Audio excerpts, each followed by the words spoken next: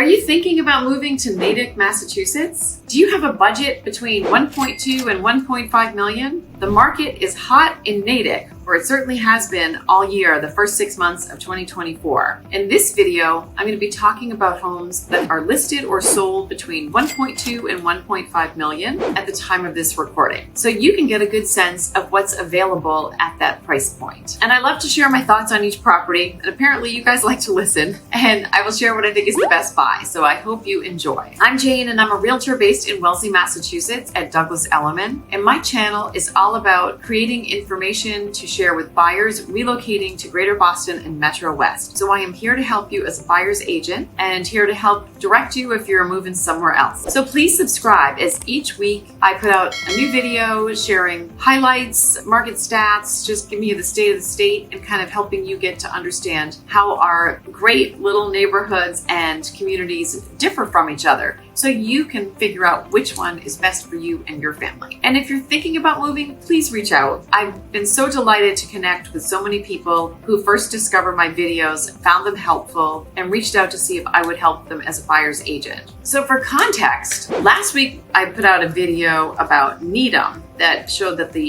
according to realtor.com, the median list price was $2 million and the median sale price was 1.8. So now we're in Natick, which is a little further out. It's just west of Wellesley, and it's a great community. It's just not quite as expensive as Needham. So here, the median list price was 1.1 for the first 6 months of 2024, and the median sold price is $745,000. So median is not necessarily the way to measure the health or strength of the real estate market. You know, it can be skewed whether higher end listings are coming on or lower end listings were coming on. But what we're going to do is focus on a couple listings that I really like between 1.2 and 1.5, so you can see what those dollars have garnered people. So let's dive in. The first house I'm going to share with you is 2 Cobblestone Drive, which just had a price reduction. It's super cute, and it's on almost an acre of land. It was a custom-built 4-bedroom, 2.5-bath home that was built in 1988, and there's some really cool features about it.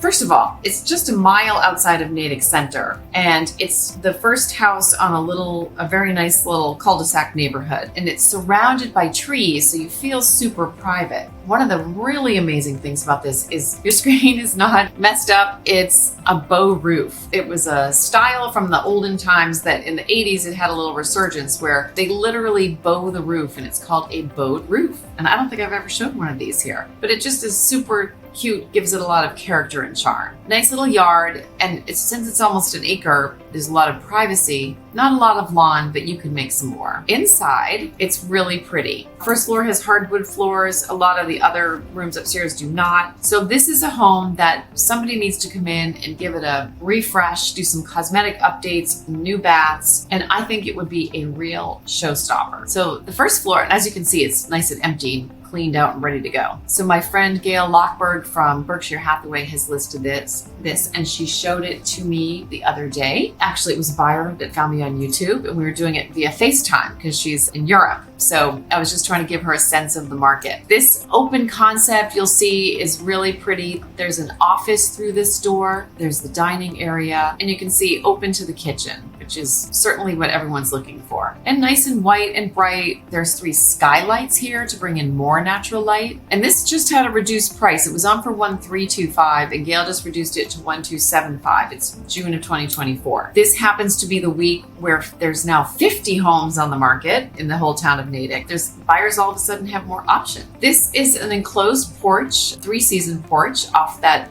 office, and I really like the stone fireplace, really nice. When we go upstairs, you're going to see that the house is not quite as updated as most buyers are looking for, and I think that is why it's still sitting on the market. One thing that Gail and I talked about was maybe I encouraged her to get a price for changing these wall-to-wall carpets to hardwood installed. She got an estimate, so it's basically 1 phone call and 2 days for the floor guy to take out the old carpet, install the hardwood, and finish it up, make it all contemporary. I might consider painting this trim white. However, natural woods are coming back. In this bathroom, again, time to refresh. Countertops could be replaced, new sink, new faucet, new tub, maybe change the wallpaper. And this room is so cute. It has a little loft little hideaway that you can go up this ladder and hide away up there. So, and here it is. Isn't that cute? So I think this house is a good buy. The basement has all this knotty pine paneling and a wet bar. So that's 2 Cobblestone Drive for now at 1275.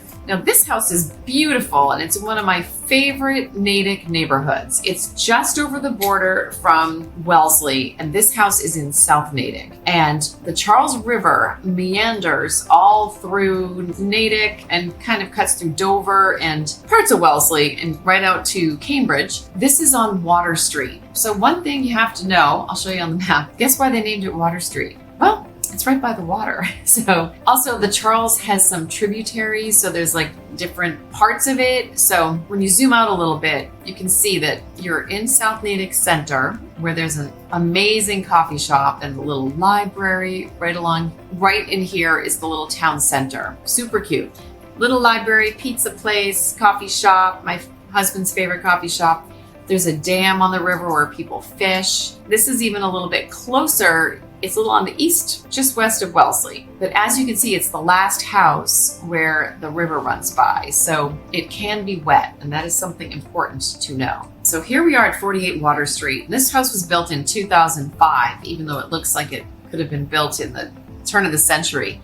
I love the craftsman style, which you can tell from this overhanging porch and these sturdy columns and the way these posts kind of flare. Really beautiful. And I think keeping the shingles natural just lets it settle right into its woodsy environment. And I love a covered porch. And over here on the side, they have a pergola. So you can get a little bit of sun over there if you want, and a beautiful front door. So let's go inside. So 4 bedrooms, 2.5 baths. Again, lots of natural wood tones, which actually in '05 was fighting a trend, but really beautiful woodwork with custom cabinetry and built-ins and very nice windows. And this kitchen's quite pretty. So I love that the kitchen's a little unique, and darker colored cabinets are totally the rage right now. So they're kind of a sage green. I might neutralize the backsplash a little bit, but I think this room is just beautiful. And apparently someone agreed with me because I sent my buyer to look at it at an open house with my colleague. And when they walked through the door, she said, we just accepted an offer. Again, super hot market. So we always say, if you really love something, don't wait till the open house. Maybe we should get you in there early. So here's a bedroom. As you can see, nice tree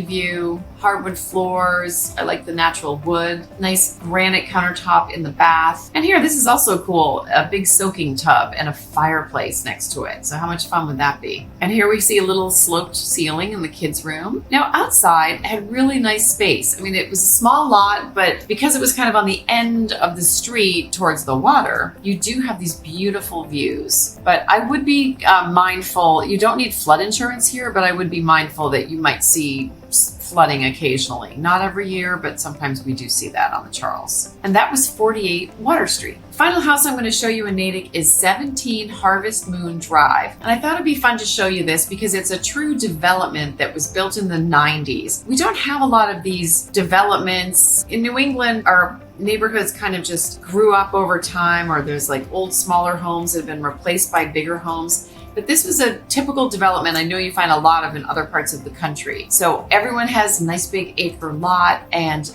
lots of privacy. There's some wetlands in the back and woodlands, so some of them have bigger lawns than others. This is the first era of seeing like those nice soaring ceilings and 2-story foyers and just a really kind of elegant neighborhood. 15 Harvest Moon sold for $1.5 million just this last quarter in 2024. So a really pretty house. Again, it was built in '99, so it might be time for some updates. So some people might choose to replace the black and white foyer tile, but very elegant and spacious and open. And typical of this era are these 2-story ceilings that you get in the foyer. Now, I actually knew somebody who lived in one of these. They put a wall in so they could extend their primary bedroom over it, because you can actually get a whole lot of space if you don't mind giving up your 2-story ceiling. And then you would still have the super high ceiling in the family room. which you can see with these soaring windows. And this is a nice neighborhood in Natick, which is kind of between South Natick and Natick Center. Natick Center is where the commuter rail is and the restaurants and